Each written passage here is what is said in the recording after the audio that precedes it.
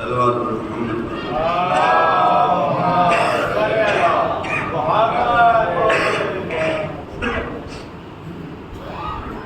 قرآن مجید کا ایک مختصر سا سورہ ہے.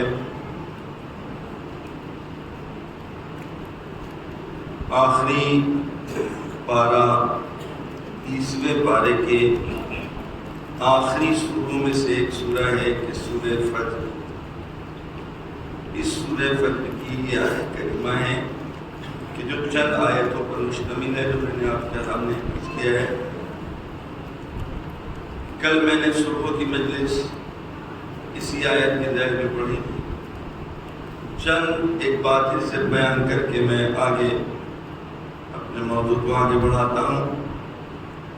آج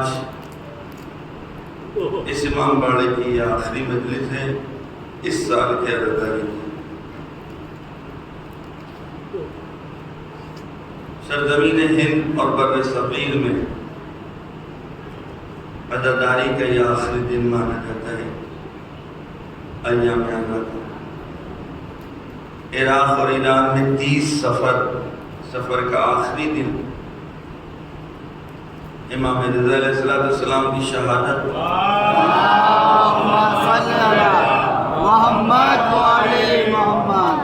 آخری دن مناتے ہیں. لیکن چند سالوں سے میں دیکھ رہا ہوں ایران میں بھی یہ 8 دن جوڑ لیے گئے.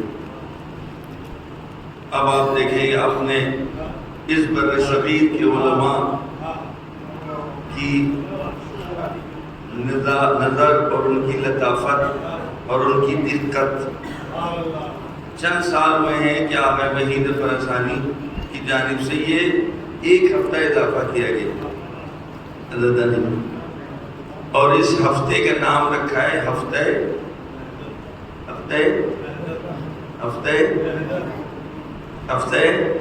محسنیہ. یعنی 30 سفر سے 8 ربیع الاول تک ہفتہ محسنیہ منایا جاتا ہے. دیکھ لیں آپ اتنا زیادہ ایک ہفتہ مشہور ہو گیا ہفتہ وحدت کہ جس ہفتے میں بنیاد اسلام کو ڈھایا گیا تھا یہ وہی ہفتہ ہے.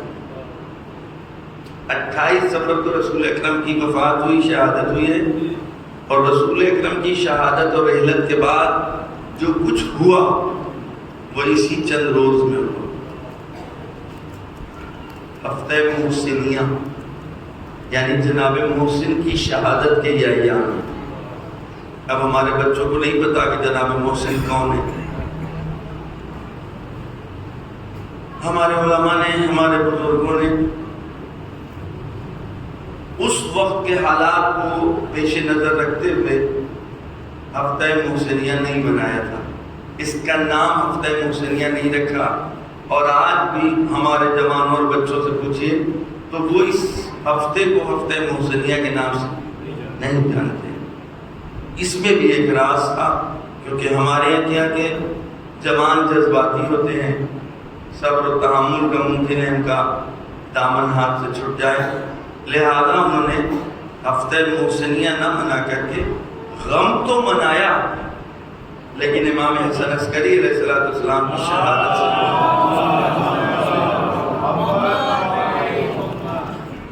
لیکن ایران اور عراق میں بہرحال ان کو اس بات کا احساس ہوا اب کہ نہیں اس ہفتے کو بھی جوڑنا چاہیے اور اس کو بھی بتانا ہوگا ہمیں اپنے جوانوں اور بچوں کو کہ تاریخ میں کیسے ایسے رودات ہوئی اور کیسے ایسے حوادث آئے کہ جس کا نتیجہ آج بھی عالم اسلام بکھرا ہوا ہے.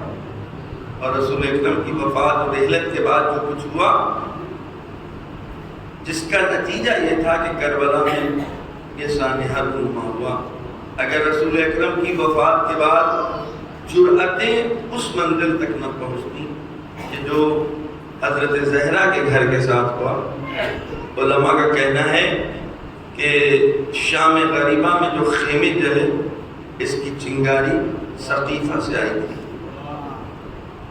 رسول اکرم کی رحلت کے بعد اتنی زیادہ جرأتیں بڑھ گئیں کہ حضرت زہرا کے گھر کے اوپر آگ و لکڑیاں لے کر کے آ گئے اور یہ ان کی دھمکی پوری بھی ہو گئی اور یہاں تک کہ آگ و لکڑیاں اس کو استعمال کیا گیا اور در زہرا میں آگ لگا دی گئی۔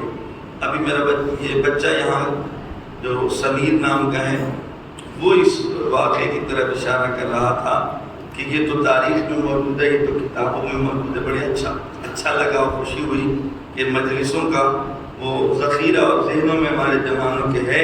وہ کہنے لگا نہیں، وہ تو خلیفہ نے خود کہا تھا کہ میں نے 3 کام ایسے کیے ہیں کہ جو اے کاش کے نہ کرتا، اور 3 کام ایسے نہیں کیے جو اے کاش کے میں کرتا۔ اور یہ وہ روایت ہے کہ جس روایت کو صرف اہل تشیع نے اپنی کتابوں میں ذکر نہیں کیا ہے، بلکہ میں نے خود اس حدیث کو سرچ کیا ہے، تحقیق کیا ہے اس روایت کو، کہ گویا پہلے خلیفہ نے اس بات کا اقرار کیا کہ اے کاش میں نے وہ جو 3 کام کیے تھے وہ نہ کرتا، جس میں ایک کام یہ تھا کہ حضرت زہرا کے دروازے کو ہم نے کھولا۔ اور یہ کنایا ہے، یعنی در زہرا کو کھولنے کا مطلب یہ ہے کہ زبردستی اس دروازے اس گھر میں داخل۔ ظاہر ہے یہ میرا موضوع نہیں ہے کہ میں اس کے اوپر آپ کا وقت ہوں، بس یہ میں نے اشارہ کیا کہ یہ اس وقت جو در زہرا کے اوپر آگ و لکڑیاں لے کر کے پہنچے تھے، جس کے نتیجے میں کربلا میں اتنی ضرورت پڑ گئی کہ انہوں نے خیام حسینی میں آگ لگائی۔ خاندان اہل بیت اندر تھے، ننھے بچے اندر تھے، لیکن خیموں میں آگ لگا دی گئی تھی۔ علامہ مرحوم امینی نے اپنی ایک کتاب میں لکھا ہے کہ جس وقت کربلا میں آگ لگائی جا رہی تھی خیموں میں، اس وقت شمر سے کسی نے کہا تھا کہ اس میں امام حسین کے ننھے بچے بھی ہیں، تو ایک لمحے کے لیے وہ رکا تھا۔ لیکن سقیفہ میں جس وقت در زہرا پر آگ لگانے کی دھمکی دی جا رہی تھی تو خود حضرت زہرا نے فرمایا تھا کہ کیا تو اس گھر میں آگ لگائے گا کہ جس میں حسن اور حسین ہو؟ تو آواز جواب میں دیا گیا تھا وَإِن ہوا کرے۔ چل بات بیٹھے محمد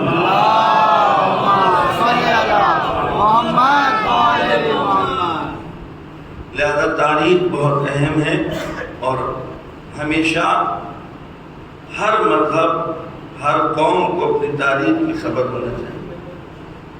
تاریخ کا ماضی قوموں کا ماضی ہوا کرتا ہے۔ یاد رکھیے، ہم اپنے ماضی کو یاد کرتے ہیں، یاد کرتے رہیں گے، کیونکہ ہمارا ماضی بہت برائٹ ہے، میرا ماضی بہت روشن ہے۔ وہ قومیں اپنا ماضی نہیں یاد رکھتی کہ جن کے پاس اور جن کے ماضی میں ڈارکنیس پائی جاتی ہے، جن کا ماضی اندھیرا ہوتا ہے، جن کے ماضی میں کچھ نہ ہو۔ لیکن ہمارا ماضی اندھیرا نہیں، ہمارے ماضی میں تاریکی نہیں ہے۔ ہمارے بچوں اور جوانوں کو پتہ ہونا چاہیے کہ ہم کس برائٹ ماضی کے ذریعے سے گزرتے چلے آ رہے ہیں، جبکہ ظالموں نے ہمارے ماضی میں ہم کو قتل کیا، ہمارے خون سے گولیاں کھیلی گئیں، ہم کو زندہ دیواروں میں چن دیا گیا۔ یہ ہمارا ماضی ہے، لیکن بڑے افتخار کے ساتھ ہم اس ماضی کا تذکرہ کرتے ہیں، بڑے افتخار کے ساتھ اور سربلندی کے ساتھ ہم اس ماضی کا تذکرہ کرتے ہیں، اس لیے کہ ہم تاریخ میں چھپے ہوئے ظالموں کے چہروں پر پڑی ہوئی نقابوں کو اتارتے ہیں کہ کس نے یہ کام انجام دیا اور ان کی ابتدا کہاں سے ہوئی۔ وہ رسول اکرم کے دشمن تھے، وہ پیغمبر اسلام کے دشمن تھے، اور کبھی وقت پڑا، کیونکہ یہ ممبر کی گفتگو نہیں ہے یہ، کیونکہ بہت سارے اس میں ایسے اسرار ہیں کہ جس کو شاید میرا جوان تحمل نہ کر سکے اور وہ آپے سے بے آپے ہو جائے۔ ہمارے دین، ہمارے کلچر، ہمارے مذہب نے تہذیب بھی سکھائی ہے، آداب بھی سکھائے ہیں۔ ہم پیغام محبت دیتے ہیں، محبت کا پیغام دے کر کے حقائق کو بیان کرنا چاہتے ہیں۔ ہمارا ہدف لڑنا نہیں ہے، ہمارا ہدف لڑانا نہیں ہے، ہمارا ہدف یہ ہے کہ جو تم اندھیرے میں رہ رہے ہو، جس طرح ہم اندھیروں سے باہر ہیں، تم کو بھی اندھیروں سے نکال لیں۔ صلوات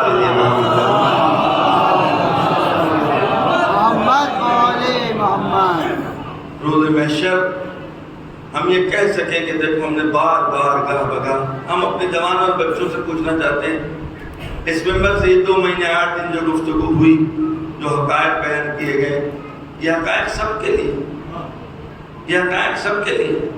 اب تو کوئی چیز چھپی نہیں رہ گئی، اب تو سوشل میڈیا کا زمانہ ہے۔ ہمارا صرف کام یہ ہے کہ ہم سامنے والے کو دعوت دیں، سامنے والے کو متوجہ کر دیں۔ کربلا کسی ایک خاندان سے مخصوص نہیں، کربلا کسی ایک قوم کی جاگیر نہیں، کربلا انسانیت کی جاگیر ہے، کربلا حقانیت کی جاگیر ہے، کربلا سچائی کی علامت ہے، کربلا مردانگی کی علامت ہے، کربلا قربانیوں کی علامت اور نشانی ہے، کربلا حیات بڑھتی ہے۔ اس کو لفظی مت سمجھیے گا، میں ابھی ایکسپلین بھی جب آئیں گے تو آپ کو بتائیں گے کہ کربلا کا کوئی بھی تعلق موت سے نہیں، کربلا کا کوئی بھی رابطہ موت سے نہیں ہے۔ کربلا میں حیاتوں کو دے کر کے زندہ کیا ہے، اپنی قربانیوں کو دے کر کے زندہ کیا ہے۔ کس کو زندہ کیا ہے؟ انسانیت کو زندہ کیا ہے۔ کس کو زندہ کیا ہے؟ سچائی کو زندہ کیا ہے۔ یہ میرے بچے اور میرے جوان متوجہ رہیں کہ کربلا سے اگر یہ وابستہ ہیں تو کربلا کی کچھ علامتیں ہیں، کربلا کی کچھ خصائص ہیں، کربلا کی کچھ صفات ہیں۔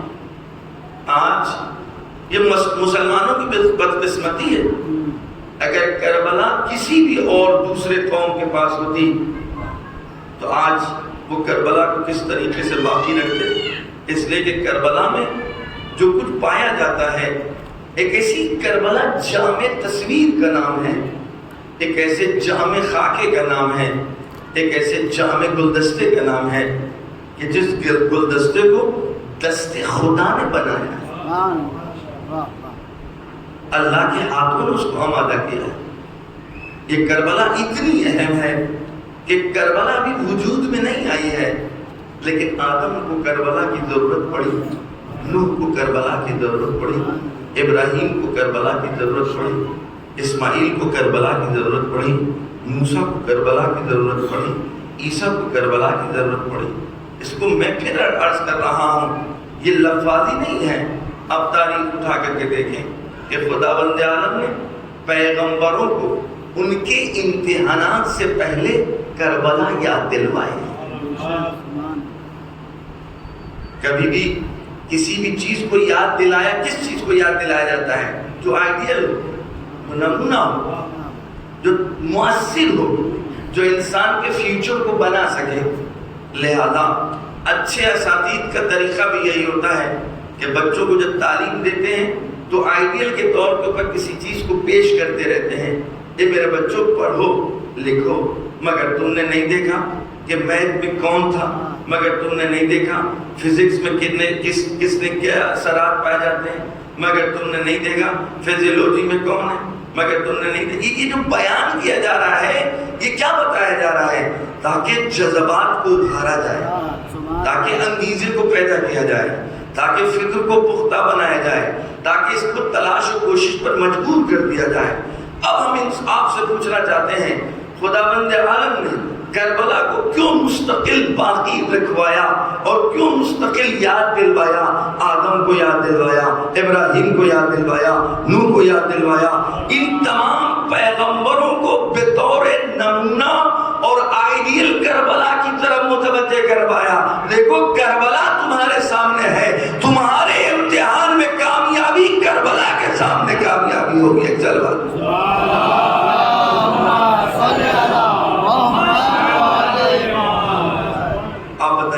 کہ ایک باپ اپنے بیٹے کو لے جائے میدان قربان میں، قربان گاہ میں، اور اس کے گلے پر چھری رکھ دے،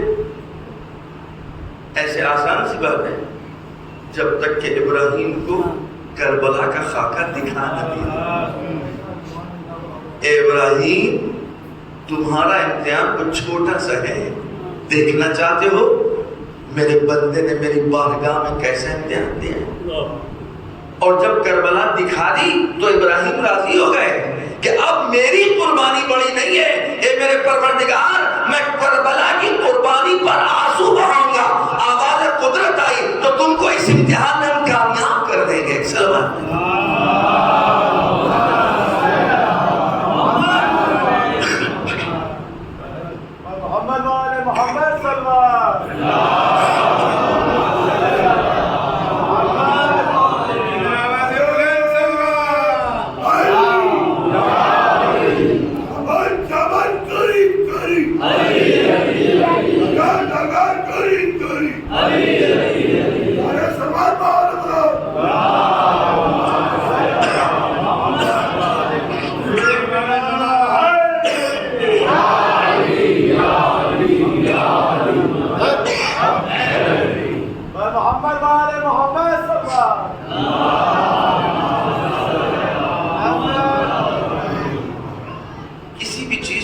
باقی رکھنے کے لیے کچھ عوامل، کچھ اسباب، ان عوامل و اسباب کے تحت کوئی بھی واقعہ باقی رکھا جاتا ہے۔ تمام تر بقاؤں کے باوجود ایک ایکسپائر ڈیٹ ہوتی ہے، ایک ویلیڈیٹی ہوتی ہے کہ کب تک اس چیز کو باقی رکھا جائے۔ میں آپ سے پوچھنا چاہتا ہوں کہ کربلا کو کس عوامل نے باقی رکھا؟ کربلا کس اسباب کے تحت باقی ہے؟ کربلا کی یہ قربانی کی یاد اور تذکرے کے دن جیسے جیسے ختم ہونے لگتے ہیں، یہ جو تاریخ ہم نے اور آپ نے معین کی ہے، ہمارے اور آپ کے دل میں سے دھڑکنے لگتے ہیں۔ شب عاشور کی کیفیت اول تاریخ کے اعتبار سے ادا خانے جب بڑھائے جاتے ہیں تو ان خواتین سے پوچھئے کہ جو اپنے گھروں میں ادا خانوں کو آباد کریں، جو جوان ماتمی انجمنوں کے جز ہیں، اجزاء ہیں، ممبر ہیں، ان سے پوچھئے کہ جب ان کو یہ احساس ہو جاتا ہے کہ کل آنے والا دن اب میری انجمن اور ماتمی دستک کل نہیں ہے، کون سی چیز ہے کہ جس نے اتنا زیادہ راسخ رابطہ جوانوں کے ساتھ برقرار رکھا ہے؟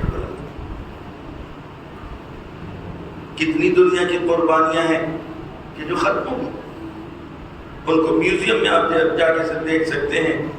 کون ان کے باقی رکھنے والے؟ کیا ان کو کون ہے ان کو یاد رکھنے والے؟ ان کے اہداف اتنے ہی تھے، اپنے اہداف کے اعتبار سے ان کو باقی رکھا گیا، 50 سال 100 سال اور اس کے بعد ختم۔ آپ اپنے ہی ملک میں دیکھ لیے کہ گاندھی یا ان کے افراد ساتھیوں نے جو بھی قربانیاں دی اپنے ملک کے لیے، اسی ملک کے لیے، آج گاندھی کے لیے کیا کہا جا رہا ہے؟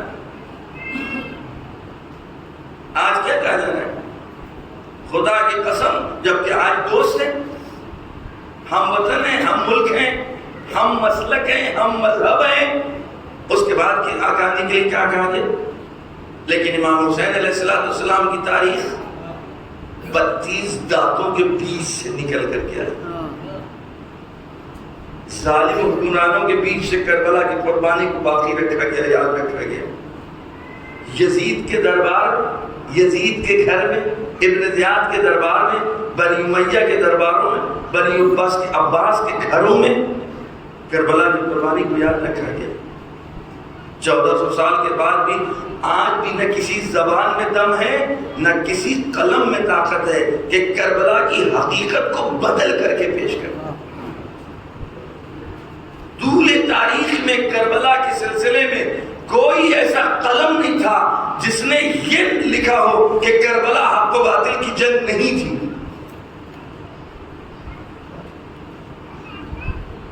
آج تک بنی امیہ بنی عباس کے سخت ترین دور تھا، کربلا کے تذکرے کو روکنے کی تو کوشش کی گئی ہے، بدلنے کی کوشش نہیں کی گئی ہے۔ میں جو کہنا چاہ رہا ہوں اپنے جوانوں کو متوجہ کرنا چاہ رہا ہوں، روکنے کی کوشش کی گئی، وہ روکنے کی کوشش آج بھی شکلیں بدل بدل کے جاری رہتی۔ کبھی دوست بن کر کے آتے ہیں، ارے وقت بڑا خراب ہو رہا ہے، پڑھنے لکھنے کا ٹائم ہے، ترقی کریے، کامیابی کریے، حاصل کریے۔ کیا یہ 1400 سال پرانی گفتگو میں آپ اپنے آپ کو بزی رکھیں؟ لیکن کبھی کسی کے زبان میں دم تھا، جرأت تھی یا جرأت ہے کہ جو کہتے کہ امام حسین علیہ السلام خدا کے لیے نہیں نکلے تھے، دین کو بچانے کے لیے نہیں نکلے تھے؟ لہذا میں نے کل عرض کیا تھا کہ آج اگر مسلمانوں کے پاس بنا میں دین اگر کچھ ہے تو وہ کربلا کا صدقہ ہے۔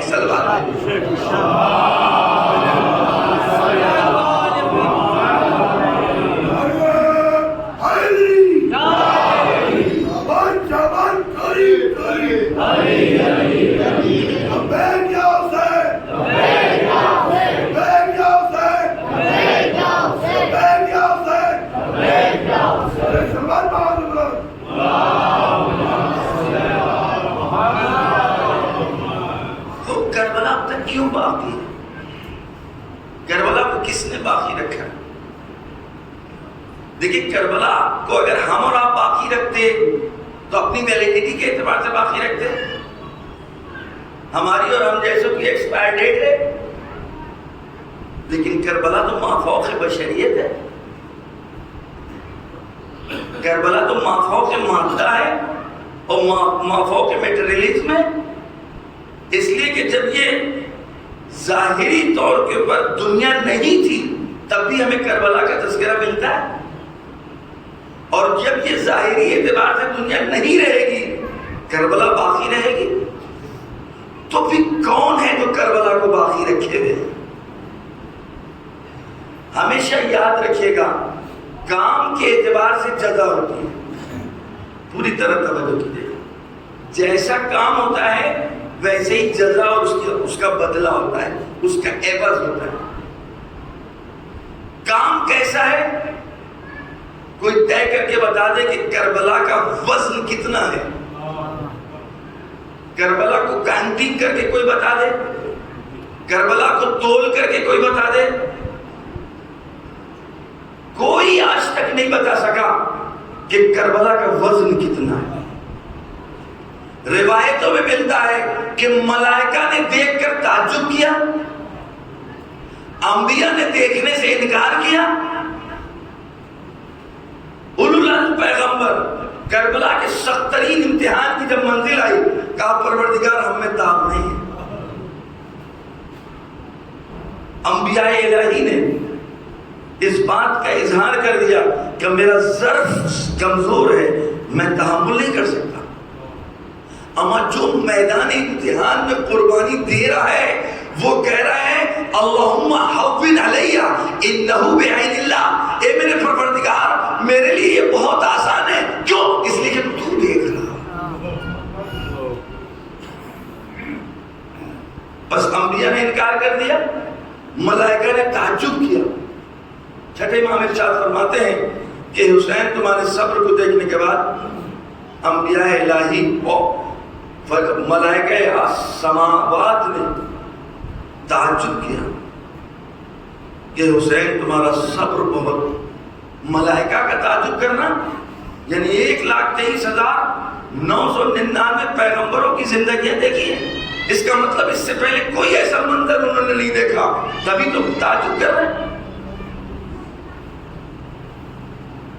لیکن جب کربلا کی ہمشیرہ امام حسین سے پوچھا گیا کہ تم نے کیسا پایا، میرے عزیز دوستوں الفاظ کے ذریعے میں بتا نہیں پاؤں گا، درک کرنا آپ کا کام ہے۔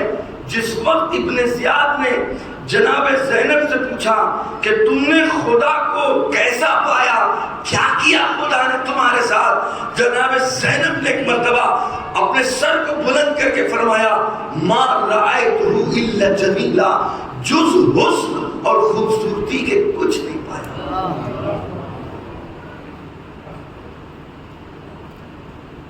جز حسن اور خوبصورتی کے کچھ نہیں پایا۔ تو مجھ سے پوچھنا چاہتا ہے کہ خدا کو تو نے کیسا پایا؟ میں نے خدا کو کریم پایا، میں نے خدا کو رحیم پایا، میں نے خدا کو رحمان پایا، میں نے خدا کو رعوف پایا۔ خدا نے پناہ دی، اور اس کے بعد جناب زینب کے اسی دربار میں اعلان کرتی ہیں اب تو انتظار کر، اپنی بربادی کے دن گن لے کہ کتنے دن باقی ہیں۔ ایک وہ دن ہوگا جو ہم کو اور تم کو ایک سامنے کھڑا کیا جائے گا، اس وقت میں تم سے سوال کروں گی اور تم کو جواب دے گا۔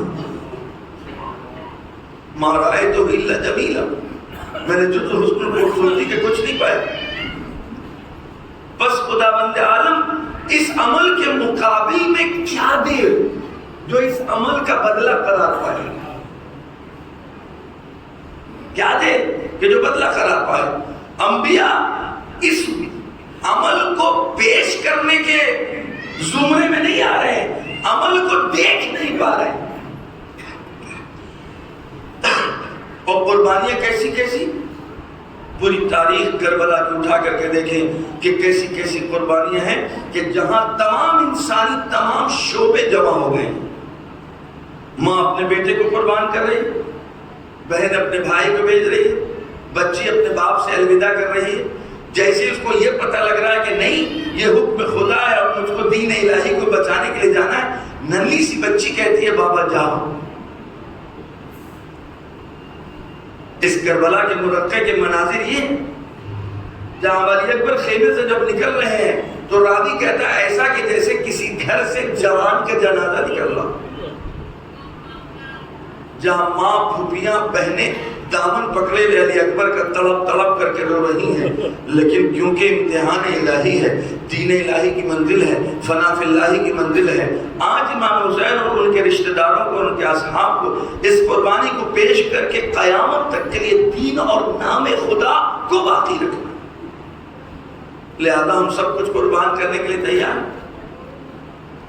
اور اب زینب پوری طرح توجہ کیجئے کہ جو میں کہنا چاہ رہا ہوں کہ عمل کتنا کیسا ہے کہ اس عمل کے مقابل میں کیا دیا جائے جو بدلہ قرار پائے، جو عوض قرار پائے.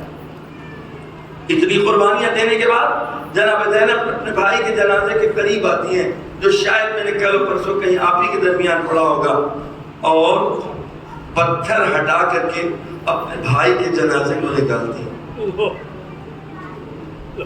جنازے کی کیفیت ایسی ہے کہ زینب بہن، زینب جیسی بہن حسین سے پوچھ رہی ہے کیا تم میرے بھیا ہو؟ کیا تم ہی میرے بھائی ہو؟ میں ابھی مسائل پر نہیں آیا ہوں، کربلا کیوں باقی ہے اس کو بتانا چاہ رہا ہوں اپنے بچوں اور جوانوں کو. کربلا کو ہم نے اور آپ نے باقی نہیں رکھا ہے. کوئی ہمارا ماتمدار یہ سمجھنا نہیں ہے، کوئی ذاکر اور خطیب کو نہیں سمجھنا چاہیے کہ اگر ہم نہیں ہوں گے تو ذکر اہل بیت نہیں ہوگا اور مجلس نہیں ہوگی، مصائب نہیں ہوگا. ہم کو شکر بھیجنا چاہیے اللہ کا، اے میرے پروردگار ان کاروان بقا میں تو نے مجھ جیسوں کو استعمال کر لیا.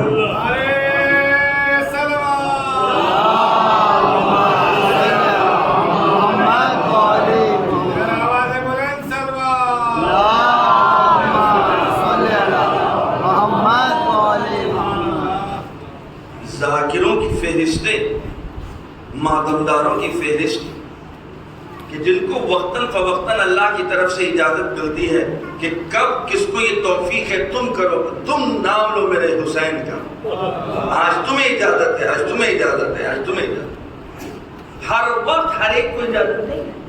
یہ ہم اور آپ کی بات نہیں کر رہے ہیں، انبیاء الہی کا نمبر لگتا ہے کہ کب موسیٰ کو موقع دیا جائے، کب عیسیٰ کو موقع ملے، کب ابراہیم کو موقع ملے، کب یعقوب کو موقع ملے اور کب یوسف کو موقع ملے. یہ روایتوں کا خلاصہ میں آپ تک پہنچا رہا ہوں.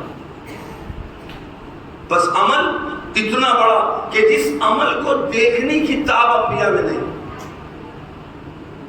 عمل کرنا تو ضرور، اور عمل کو انجام دینے والا کیا کہہ رہا ہے؟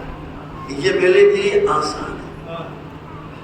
انہو اللہم حوّن علیہ، اے میرے پروردگار یہ میرے لیے بہت آسان ہے. کیوں آسان کیوں ہے؟ کیونکہ تیرے لیے ہے، تیری بارگاہ میں ہے، تیری نگاہوں کے سامنے ہے.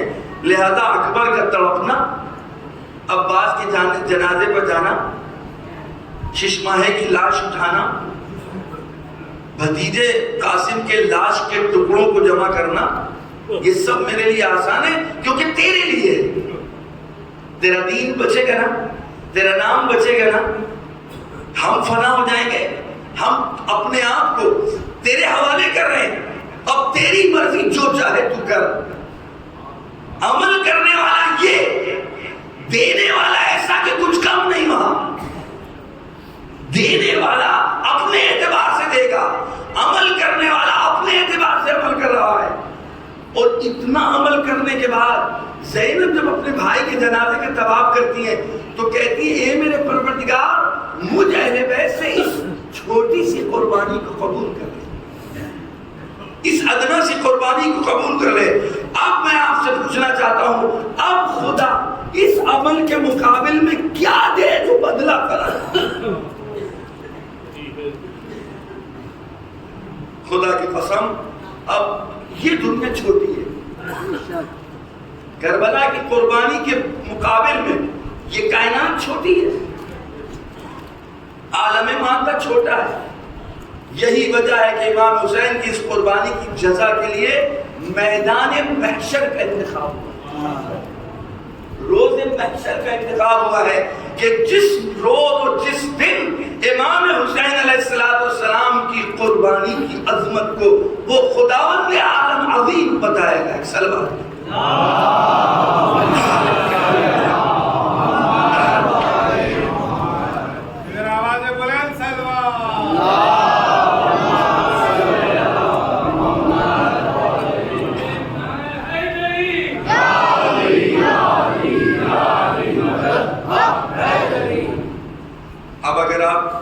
تھوڑا سا توجہ کر لیں پتہ لگے گا کہ پھر حضرت آدم سے لے کر خاتم تک کربلا کا تذکرہ کیوں کروایا گیا.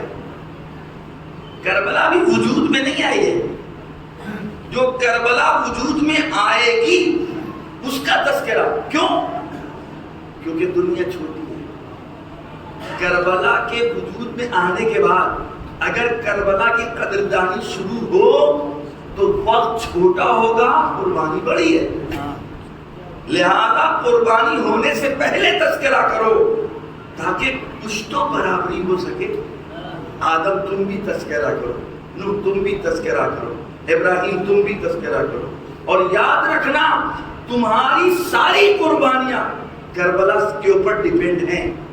اگر کربلا ہے تو تم ہو. لہذا 1,23,999 پیغمبروں نے اگر کربلا کو یاد کیا ہے تو کربلا کی قربانی کا تشکر ادا کیا ہے جو ان کی قربانیوں کو باقی رکھا ہے کربلا نے. صلی اللہ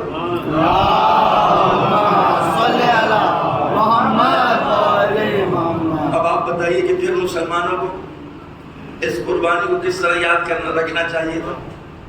پھر کیوں یہ قوم سے وابستہ ہو گئے؟ پھر کیوں ایک مذہب سے وابستہ ہو گئے؟ میں عرض کر رہا تھا اگر کسی قوم کے پاس قربانی کی حقیقت نہیں ہوتی تو وہ افسانوں کو کرتے ہیں اپنی قوم کے لیے. آپ اٹھا کر کے دیکھ لیے تاریخیں. لیکن جس قوم کے پاس کربلا جیسی قربانی ہو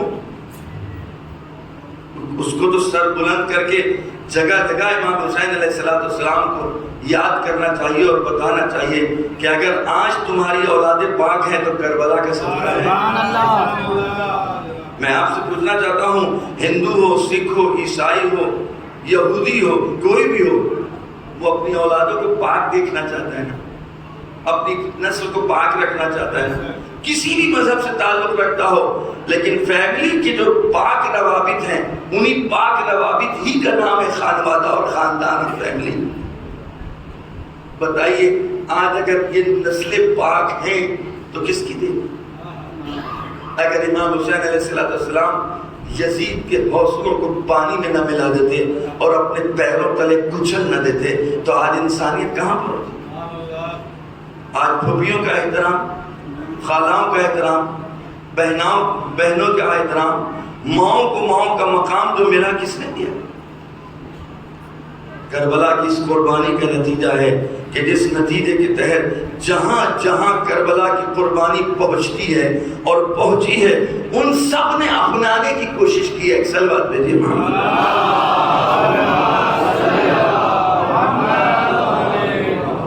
انسان کو بیدار تو ہو لینے دو، ہر قوم پکارے گی ہمارے حسین.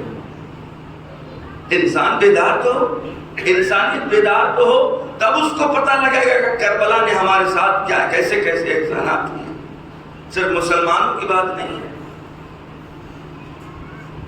صرف ان لوگوں کی بات نہیں جو لوگ نماز پڑھ رہے ہیں، صرف ان لوگوں کی بات نہیں جو روزہ رکھ رہے ہیں، صرف ان لوگوں کی بات نہیں جو حج کر رہے ہیں، بلکہ عالم انسانیت سے گفتگو ہو رہی ہے کہ کربلا کی قربانی انسانیت کو بچانے کے لیے، کربلا کی قربانی انسانی اصولوں کو بچانے کے لیے. وگرنہ امام حسین علیہ السلام وہ ٹھاٹ سی زندگی گزار رہے تھے. اگر یزید کے مقابل میں آپ مخالفت نہ کرتے تو امام حسین علیہ السلام کے لیے کوئی بھی مشکل نہیں. لیکن امام حسین اور ان کا خانوادہ اور ان کا خاندان اپنے لیے اس دنیا میں نہیں آیا، وہ تو بشریت کے لیے آئے، وہ تو انسانیت کے لیے آئے. انہوں نے جو پیکٹ کیا اپنے پروردگار کے ساتھ، جو عہد و پیمان کیا ہے، وہ قیامت تک انسانیت کو بیمہ کرنا ہے، اے حسین انسانیت کو بیمہ کرنے کے لیے تمہیں جوان اکبر کو دینا ہوگا. انسانیت بچ جائے گی، اگر بچ جائے گی تو ہم تیار ہیں. لہذا اگر کربلا باقی ہے تو خود اپنے کارنامے کی بنا پر اور اپنی قربانی کی بنا. کربلا کے کچھ ایسے محور ہیں، کچھ ایسے مرکز ہیں کہ جن مرکزوں کے اوپر اگر ہم توجہ کر لیں تو ہمیں پتہ لگے گا کہ اگر اس مرکز کے ارد گرد ہم گھومیں تو ہم باقی رہیں گے. لہذا اگر آپ غور کریے تو ہم نے کربلا کو باقی رکھا ہے کہ کربلا نے ہمیں باقی رکھا. میں نے کل اشارہ کیا تھا اپنے ایرانی بھائیوں کے لیے. آج یہ ایرانیوں کا جو تشخص باقی ہے، آج جو ان کا امتیاز باقی ہے، آج جو ان کو پہچانا جاتا ہے، کس نام سے پہچانا جاتا ہے، کیسے باقی ہے؟ یہ مثال اس لیے دے رہے ہیں کہ قابل حس ہے. ہم اور آپ اس کو حس کر سکتے ہیں، جو احساس کر سکتے ہیں. لیکن آئیے ہندوستان میں ہم اپنے آپ کو دیکھ لیں، شیعوں کو دیکھ لیں، اپنی قوم کو دیکھ لیں، اپنی طاقت کو دیکھ لیں، اپنی ایکٹیویٹیز کو دیکھ لیں. اگر کربلا نہ ہو تو ہمارا کیا ہوگا؟ لہذا مرحوم علی نقی صاحب سے کسی نے سوال کر لیا تھا کہ اگر کربلا نہ ہوتی تو کیا ہوتا؟ تو انہوں نے جواب یہ دیا تھا کہ یہ تو وہی بتا سکتا ہے جو کربلا نہ ہونے کو دیکھ چکا ہو. اور اس سے پہلے ایک اور جواب دیا تھا انہوں نے، نفسی جواب تھا.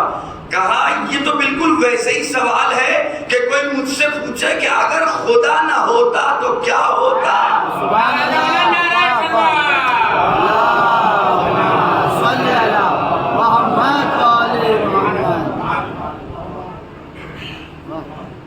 اور اس کے بعد ایکسپلین کرتے ہیں کہ جس نے خدا کو نہ ہوتا وہ دیکھا ہو وہ بتائے کہ خدا نہ ہوتا تو کیا ہوتا. ہم نے تو کربلا کو نہ ہوتے ہوئے دیکھا ہی نہیں، جو میں بتاؤں کہ کربلا نہ ہوتی تو کیا ہوتا.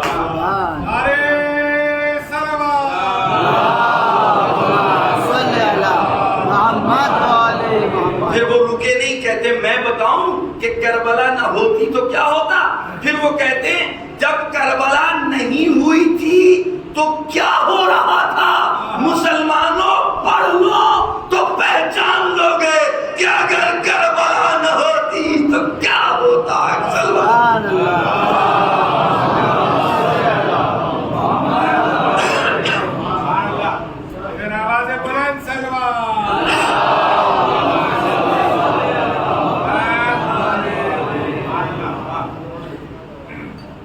اب آپ سے غور کر لیں کہ کتنا عمیق جواب ہے کہ جب کربلا نہیں ہوئی تھی تو کیا ہو رہا تھا.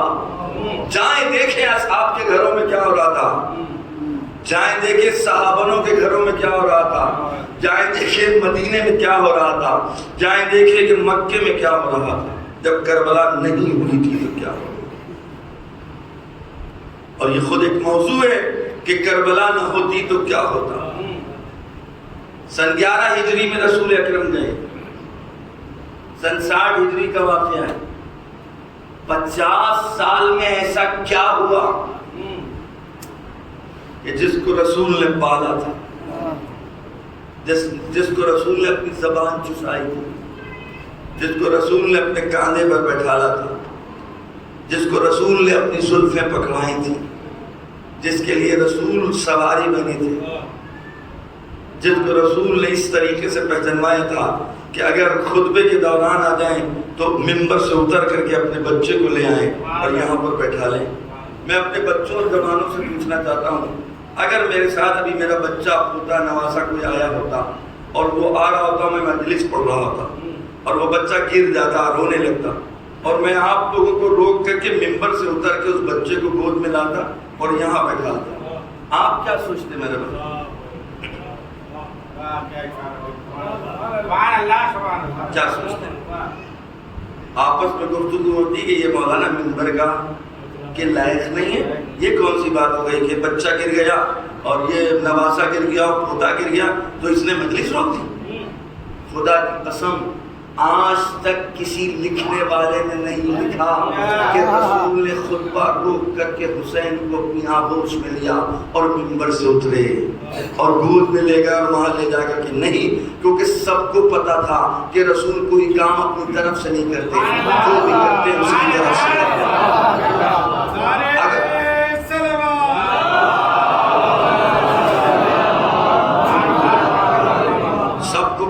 کہ رسول کے عمل پر شک کرے تو اسلام کے دائرے سے خارج ہو جائیں گے۔ وما ينطق عن الهوى ان هو الا وحی یوحى وما رمیت اذ رمیت ولکن اللہ رمی۔ نہ تم کچھ بولتے ہو اپنی طرف سے نہ کچھ کرتے ہو اپنی طرف سے۔ اس کا مطلب جب منبر سے رسول اتر رہے ہیں تو خدا کا حکم ہے کہ رسول اترو، رسول اترو، اس لیے کہ رسول خطبے کے ذریعے سے دین ہی تو پہچانوا رہے تھے، دین کے ہی بارے میں تو گفتگو کر رہے تھے۔ اے رسول اب تک زبان کے ذریعے دین پہنچا رہے تھے، اب چل کر کے دین کو پہچانواؤ۔ سبحان اللہ سبحان اللہ۔ کوئی شائبہ باقی نہ رہ جائے، بول کے بھی بتاؤ، دکھا کر کے بھی بتاؤ، ہاں حسین فارقو ہو، یہ میرا حسین ہے، اس کو پہچانو۔ اکثر بات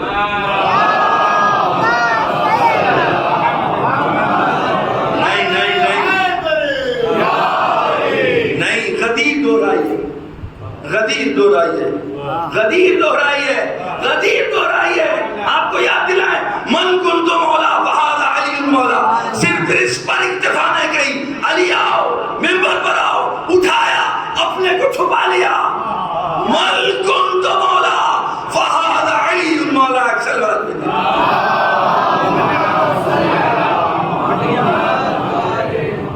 آپ لوگوں نے امیج دیکھی ہوگی، یہ امیج غلط ہے، غدیر کے میدان کی امیج غلط ہے کہ حضرت نے اس طریقے سے فرمایا کہ من کنت مولا فہذا علی المولا، نہیں، بلکہ جو اصل حقیقت ہے وہ یہ البتہ ماشاءاللہ علی ہے۔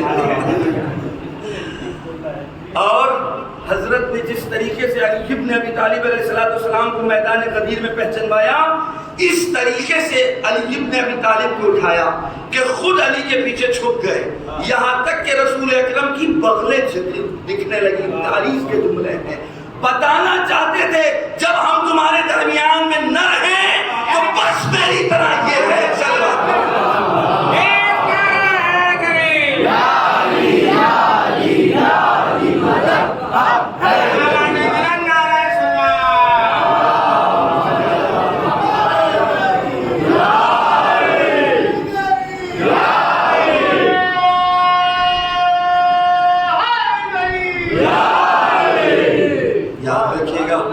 یہ نانا نواسے کی محبت نہیں تھی، یہ سسرے و داماد کی محبت نہیں تھی، یہ دو چچزاد بھائیوں کے آپس کے ارتباط کا مسئلہ نہیں تھا، یہ حکم خدا کا مسئلہ تھا، یہ دین خدا کا مسئلہ تھا، یہ شریعت محمدی کا مسئلہ تھا۔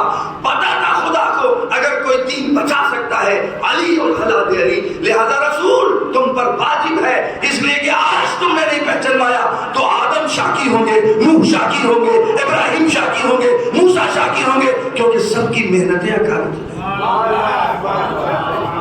لہذا قرآن کی آیت کریمہ عین حقیقت ہے، وَإِن لَمْ تَفْعَلْ، اے رسول اگر تم نے آج یہ کام انجام نہیں دیا، فَمَا بَلَّغْتَ رِسَالَتَهُ، تو تم نے کار رسالت انجام نہیں دیا۔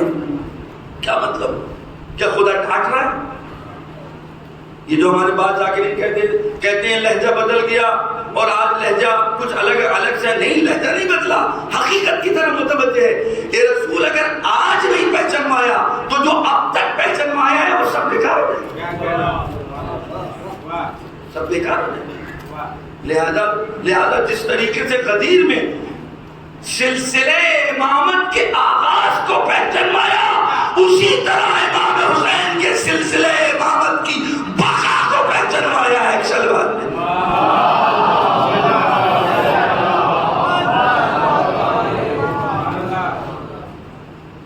امام حسین علیہ السلام کا معاملہ بہت الگ ہے،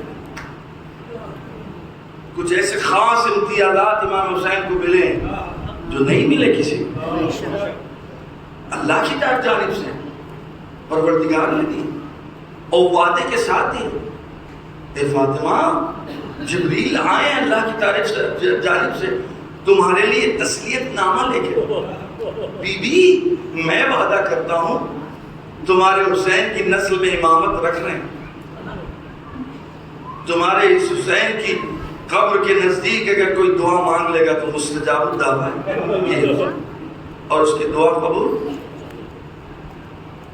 سیدہ کو اس طریقے سے دلاسا دلوایا گیا ہے امام حسین علیہ السلام کو جو اللہ کی جانب سے امتیازات ملے، پھر بھی خدا نے یہ نہیں کہا کہ یہ تمہاری جزا ہے۔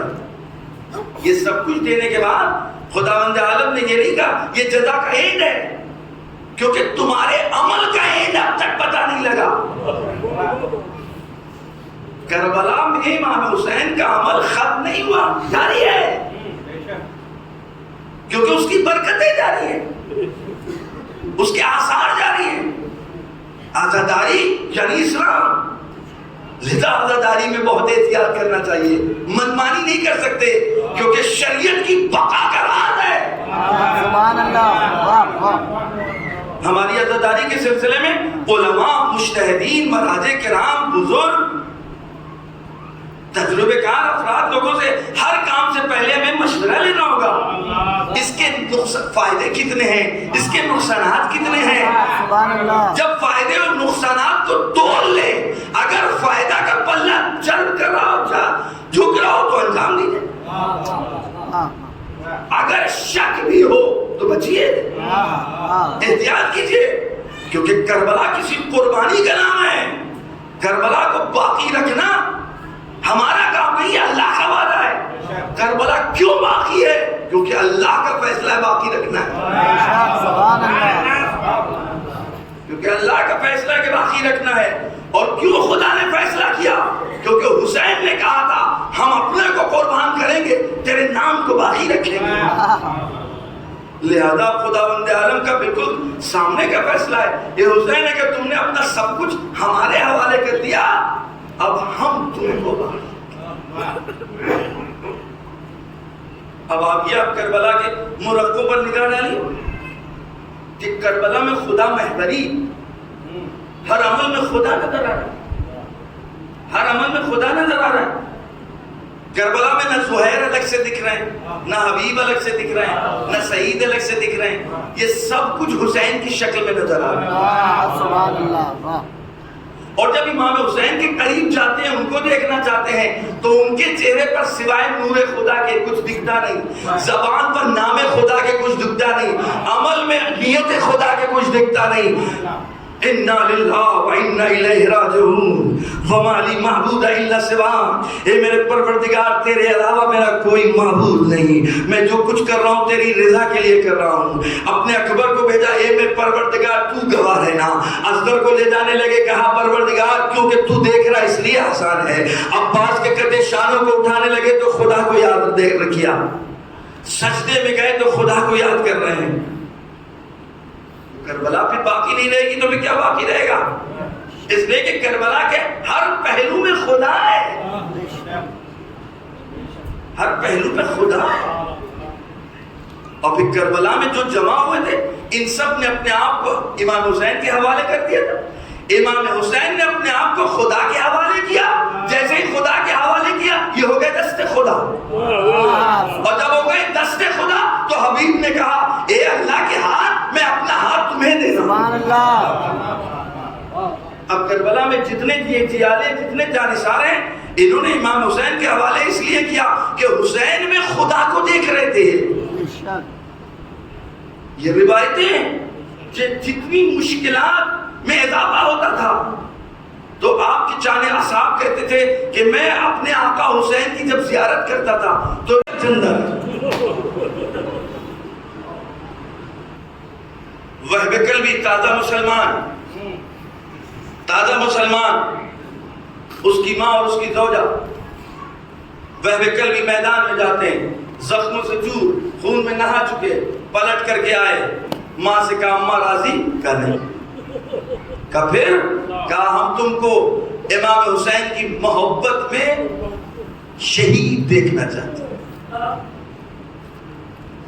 بیٹا پلٹتا ہے، ماں دیکھ رہی ہے، اپنے بیٹے کو کہ کہیں پیروں میں جنبش تو نہیں, کہیں تزلزل تو نہیں, یہاں تک کہ بہن نے حملہ کیا اور ایک منزل وہ بھی آئی کہ دشمن نے سر کو جوان بیٹے کے تن سے جدا کیا, اور کیونکہ یہ دشمن بھی دیکھ رہا تھا کہ ماں کھڑی دیکھ رہی ہے, لہذا اس بچے کے سر کو ماں کی طرف پھینکا. ماں کی ممتا آگے بڑھی, بیٹے کے سر کو اٹھایا, بوسہ لیا, اور اس کے بعد کہا ہم میدان امتحان میں ہیں, امام حسین کو حوالے کر چکے ہیں, لہذا سر کو دشمن کی طرف پھینک دیا. جو خدا کی راہ میں دے چکے اسے لیتے نہیں ہیں. کربلا اس لیے واقعی ہے. مسلم شہید ہوئے, ننھا سا بچہ 10-11 سال کا خیمے سے باہر آ گیا, لیس ہوا, تیار ہوا. کون؟ کہا مسلم کا بیٹا ہے. امام نے فرمایا جاؤ, تمہاری ماں کے لیے تمہارے باپ کا غم کافی ہے. اندر سے آواز آئی, کربلا کی خاتون. یہ ہماری مائیں اور بہنیں, ان کے سامنے کربلا کی خواتین آئیڈیل اور نمونہ ہے. اندر سے آواز آئی, آقا وہ مسلم کی قربانی تھی اپنی طرف سے, ہمیں بھی تو کوئی حق ہے, ہم بھی تو چاہتے ہیں آپ کی حمایت کرنا, آپ کا ساتھ دینا, لہذا اس قربانی کو ہماری طرف سے قبول کیجیے.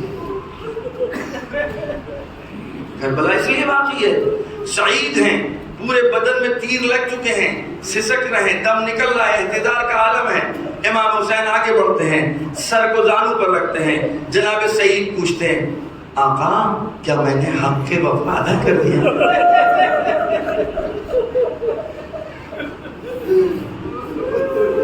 کربلا اس لیے باقی ہے. اپنے وقت کے امام کے لیے اپنی جان قربان دینا بھی کم سمجھ رہے ہیں. زہیر ہے, شب عاشور ہے, چراغ گل کر دیے, جاؤ تم لوگ جاؤ, ان کو تمہاری ضرورت نہیں ہے, یہ تمہارے دشمن نہیں ہیں, ان کو دشمنی ہم سے ہے, تم جا سکتے ہو. اس کے بعد امام فرماتے ہیں ہمارے رشتہ داروں میں سے ایک ایک کا ہاتھ پکڑو اور چلے جاؤ. اور پھر آپ نے چراغ بھی گل کر دیے کہ دیکھو کوئی تمہیں پہچانے گا نہیں, رات کی تاریکی میں چلے جاؤ. کوئی نہیں گیا, چراغ کو روشن کیا گیا, سب لوگ اپنی جگہ تھے. زہیر نے اجازت طلب کی, آقا اجازت ہے کہ میں کچھ کہوں. زہیر کھڑے ہوئے, خطبہ دیا. فرماتے ہیں آقا 1000 مرتبہ اگر آپ کے ساتھ رہنے میں ہم کو قتل کر دیا جائے, میرے بدن کے ٹکڑے کر دیا جائیں, میری لاش میں آگ لگا دی جائے اور خاک کو منتشر کر دیا جائے, جب دوبارہ زندگی ملے گی تو ہم آپ کے ساتھ رہنا گوارا کریں گے تاکہ پھر ہم کو شہادت ملے, لیکن آپ سے جدا نہیں دے سکتے. امام حسین نے فرمایا تھا میں تمہاری جنت کی ضمانت لیتا ہوں, تم جاؤ. کربلا والوں نے ثابت کر دیا, آقا مجھے آپ سے الگ ہو کر جنت نہیں چاہیے, ہماری جنت آپ ہیں. اے میرے مولا, چھوٹا منہ بڑی بات ہے. ان بچوں جوانوں کی طرف سے آپ سے عرض کرنا چاہتے ہیں, اے میرے آقا مجھے آپ سے ہٹ کر کے جنت نہیں چاہیے, ہمارے لیے جنت آپ کا نام ہے, آپ کا ذکر ہے, آپ کی عزاداری ہے, بس آپ کی ہدایت رہے, ہماری نسلوں میں یہ عزاداری کو باقی رکھے.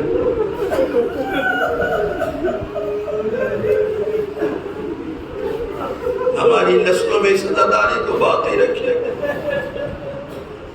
آپ کا احسان ہے کہ ہم کو آپ کے نام سے پہچانا جاتا ہے,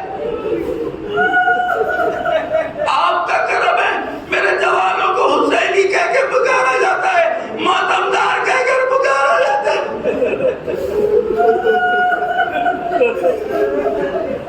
اللہ محرم و صبر ختم ہو گیا, رو نہیں پائے, پرسہ نہیں دے پائے, حضرت زہرا کی عنایت ہوتی ہے. تیرا کے قائد اللہ, انہوں نے بیوی سے پوچھا, آقا بیوی ہم کو آپ یہ بتائیے کہ آپ کس مجلس کو پسند کرتی ہے.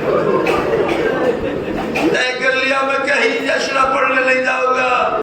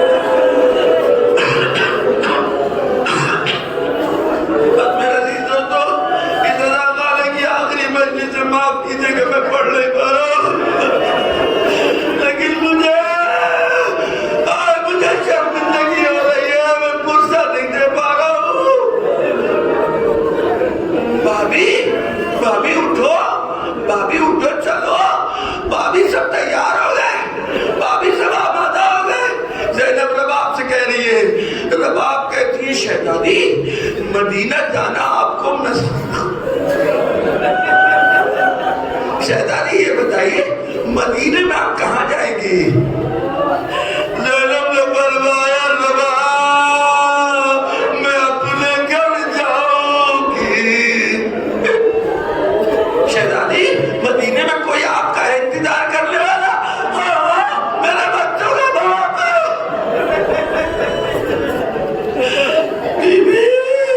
بیوی چاہیے، بیوی چاہیے، بس مجھ کو اتنا بتا دیا میں کہاں جاؤں۔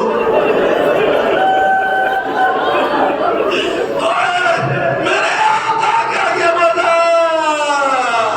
میرا ننھا سا بچہ جو باپ کے سینے پہ میری ایک 4 سالہ بچی جس کو قید خانے شام میں سلا کر آئی ہوں۔